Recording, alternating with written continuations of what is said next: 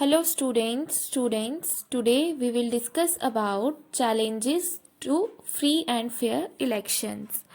हमने देखा जिस पार्टी को लोगों का सपोर्ट मिलता है, जो लोगों का सपोर्ट गेन करती है, वो पार्टी जीत जाती है और वो पार्टी अपनी गवर्नमेंट बनाती है। बहुत कम चांसेस हैं कि ऐसा देखने को मिला हो कि अनफेयर मीन्स या अनफेयर तरीके से किसी पार्टी ने इलेक्शन जीता हो।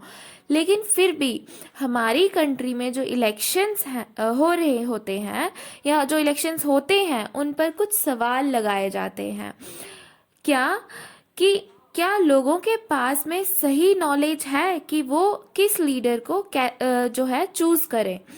हमारा कॉन्स्टिट्यूशन तो ये अलाउ करता है पॉलिटिकल इक्वालिटी जो है वो होगी, हर इंसान इलेक्शन में पार्टिसिपेट कर सकता है, वोट दे सकता है, लेकिन ट्रू सेंस में सभी का जो वोट है, सभी का जो पार्टिसिपेशन है, क्या वो हो पाता है।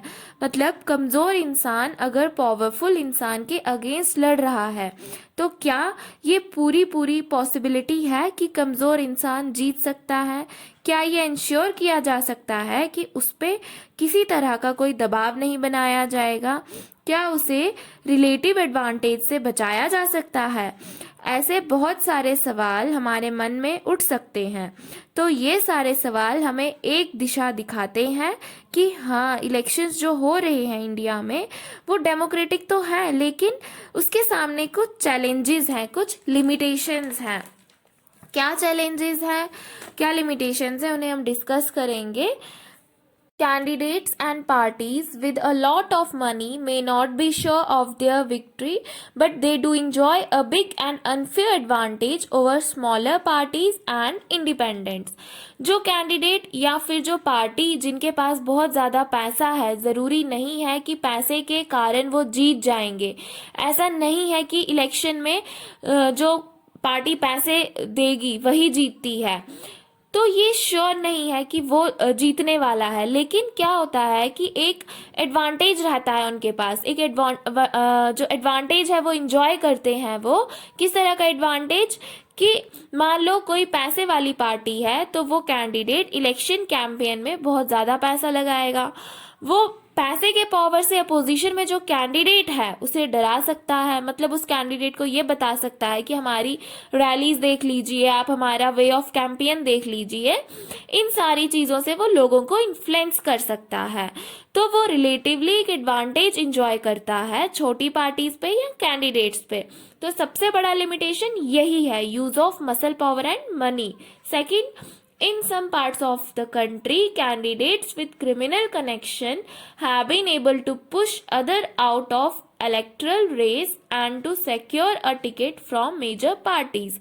Parties जो टिकट अलॉट करती हैं कैंडिडेट को, बहुत सारे कैंडिडेट्स टिकट एलोकेशन के लिए फॉर्म फिल करते हैं। हो सकता है कि इलेक्शन होने वाला हो, मान लो कोई भी पार्टी है और उस पार्टी का पार्ट कोई बनना चाहता है, तो क्या करना पड़ता है, नॉमिनेशन फॉर्म फिल करेंगे कि मुझे आपका कैंडिडेट बनना है, मुझे टिकट दीजिए। और साथ ही बाकी बहुत सारे और कैंडिडेट्स जो है टिकट एलोकेशन जो फॉर्म है, नॉमिनेशन फॉर्म है, वो फिल करेंगे टिकट एलोकेशन के लिए। बट वहाँ पे टिकट जो है वो एक ही कैंडिडेट को मिलेगी, उसे ही मिलेगा जो उस पार्टी को इन्फ्लुएंस करे या पावरफुल हो। अधिकतर जिन कैंडिडेट्स का क्रिमिनल कनेक्शन होता है या जो पावरफुल होता है वो बाकी कैंडिडेट्स को टिकट की रेस से बाहर कर देता है।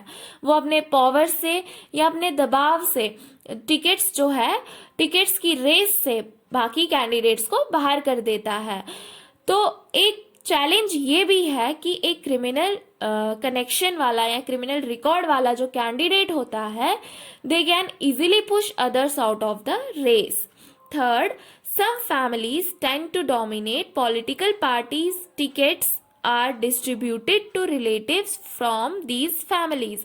ऐसे बहुत सारी पॉलिटिकल पार्टीज हैं जहाँ पे एक ही फैमिली, एक ही कास्ट के लोग डोमिनेट करते हैं।